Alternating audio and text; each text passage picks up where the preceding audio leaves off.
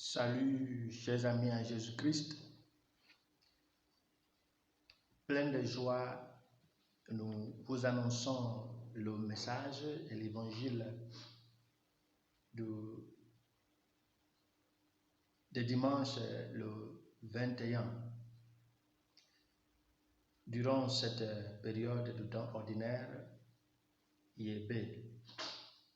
Et nous avons le livre de Josué, chapitre 24, verset 1 à 2, 15 à 18. Éphésiens, chapitre 5, 21 à 32. Et l'évangile selon Saint Jean, chapitre 6, verset 60 à 69. Et nous avons le thème, mais quant à vous? Mais quant à vous, quelle décision avez-vous prise? La première lecture nous parle d'une assemblée générale convoquée par Josué pour demander à Israël quelle décision elle a prise. Et Jésus, dans l'évangile, après avoir proposé un enseignement, une doctrine choquante, ses disciples l'ont laissé. Il était resté avec ses apôtres. Il a dit, quant à vous, allez-vous me laisser comme ces gens? Et Pierre a pris la parole et a dit, tu as la parole de la vie éternelle. Dans nos jours, comme dans l'Antiquité, les nations et les royaumes s'engagent dans les batailles, les guerres pour la conquête des territoires et la maîtrise de leurs frontières. Il y avait, comme le roi d'Israël a fait la même chose même jusqu'à aujourd'hui, pour encercler ce qui lui appartient. Yahvé l'a fait parce qu'il agissait comme le roi d'Israël à la manière des autres rois, des autres grandes personnalités de l'ancien temps. Mais jusqu'au premier livre de Samuel chapitre 8, où Israël a décidé de choisir un roi humain comme les autres, Dieu a dit à Samuel de ne pas se fâcher, parce que ce rejet n'est pas un rejet de Samuel, mais un rejet de Dieu, qui est le roi d'Israël. Et cela nous pousse à dire que la jalousie de Dieu exige que toutes les personnes qui se déclarent enfants de Dieu doivent le dire de manière claire et nette. De manière claire et nette. C'est pourquoi aujourd'hui, Jésus est venu pour demander à Israël, qu'est-ce que vous dites? Vous prenez quelle décision? Dans l'économie, on nous dit que choisir, c'est rejeter. Et Jésus, dans l'évangile de Saint Matthieu, nous dit que on ne peut pas choisir ou servir à la fois Dieu et mammon, ou Dieu et argent. Et cela nous pousse à croire que c'est cette phrase qui a inspiré l'Assemblée générale convoquée par Jésus. Jésus a mis l'accent sur deux choses.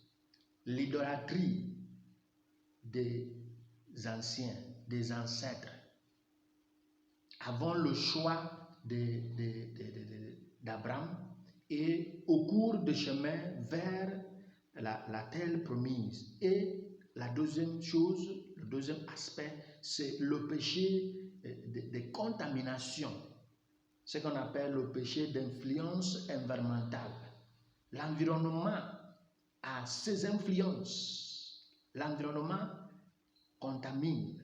L'environnement est contagieux. Donc, Jésus disait au peuple, vous allez rester avec le Dieu de vos pères, ou le Dieu des Amorites, des Cananéens, ou vous allez déclarer votre choix pour le Seigneur.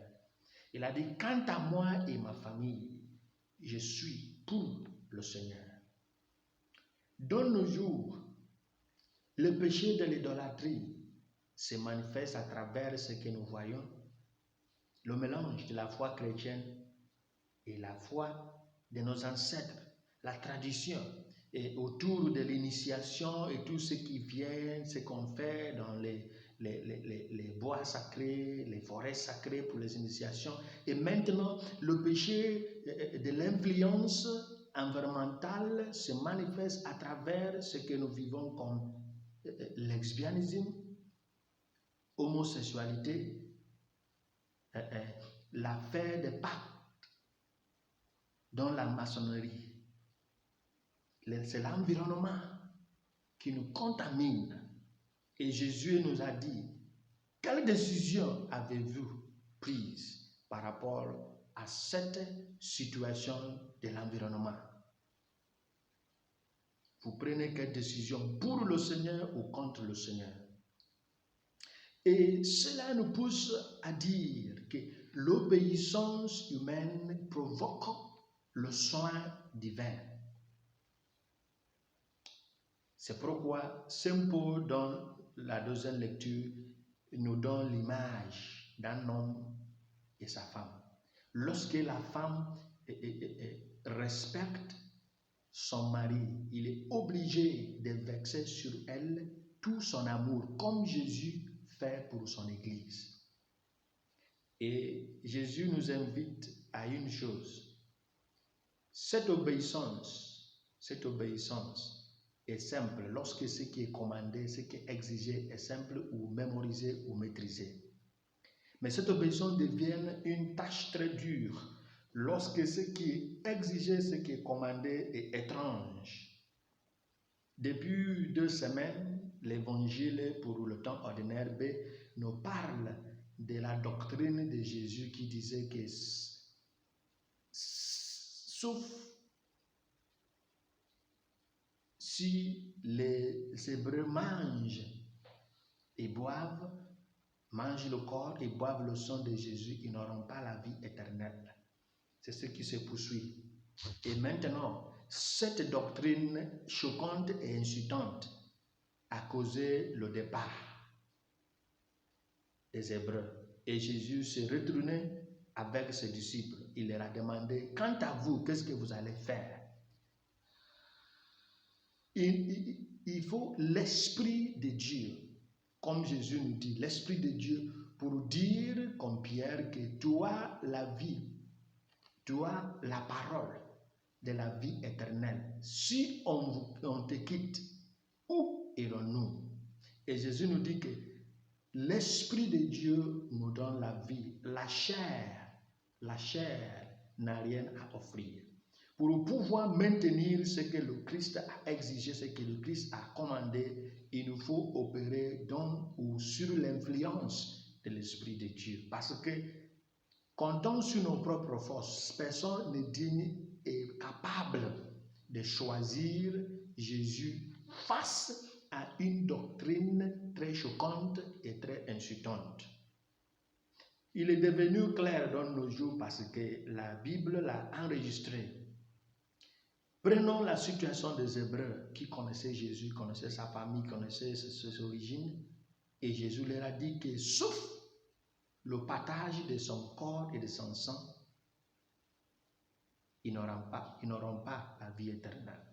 Si c'est notre temps, je crois que nous ferons la même chose. C'est pourquoi il nous faut maintenant l'Esprit de Dieu pour croire, parce que l'épreuve que le Christ nous donne dans nos jours ne viendra pas comme ce qu'on a enregistré dans la Bible.